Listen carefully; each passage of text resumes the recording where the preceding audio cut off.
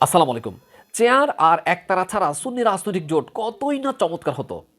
অর্থাৎ Bangladesh Islamic front, Bangladesh supreme party, এরা যদি তাদের ওই মাদার রাজনৈতিক দল বাংলাদেশ ইসলামী ফ্রন্ট অর্থাৎ মোমবাতির আলোতে যদি ফিরে আসতো, কতই না চমৎকার হতো। কি হতো জানেন? সুন্নি জনতা এতগুলো প্রতীক নিয়ে বিভ্রান্ত হতো না। সকল সুন্নি জনতার কেবল একটাই প্রতীক মোমবাতির জন্য তাদের জোরালো প্রচারণা চালাতে খুবই সহজ হতো।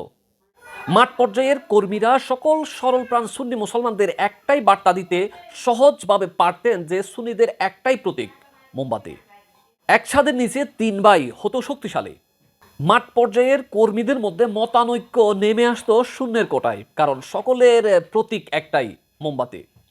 চেয়ারের কর্মীরা মোমবাতির জন্য, মোমবাতির কর্মীরা একতারার জন্য আসলে মাঠ পর্যায়ে কাজ করবে কিনা বাস্তবিক অর্থে একটা ধোঁয়াশা রয়ে যায়।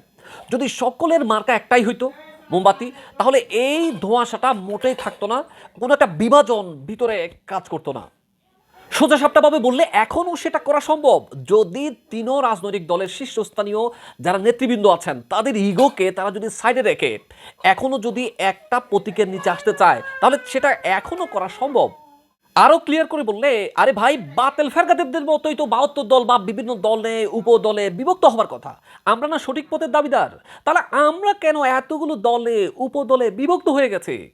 আমার কেন জানি আরো মনে হচ্ছে যে এই তিনও রাজনৈতিক দলের যারা শীর্ষস্থানে অবস্থান করছেন তাদের অন্তরে সুন্নিয়তের বৃহত্তর স্বার্থের চেয়ে, মানে একই প্ল্যাটফর্মে আসার চেয়ে আমি একটা রাজনৈতিক দলের চেয়ারম্যান বা আমি একটা রাজনৈতিক দলের মহাসচিব, এই পরিচয়টা দেওয়ার লালসাটা কিন্তু হয়তো অনেকটাই এখনো পর্যন্ত বেশি, যার কারণে আমরা একটা প্রতীকের নিচে আসতে পারছি না।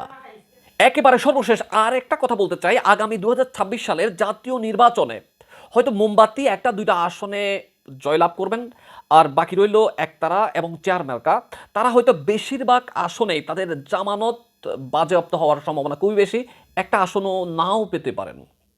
সর্বশেষ কথা, united we stand, divided we fall.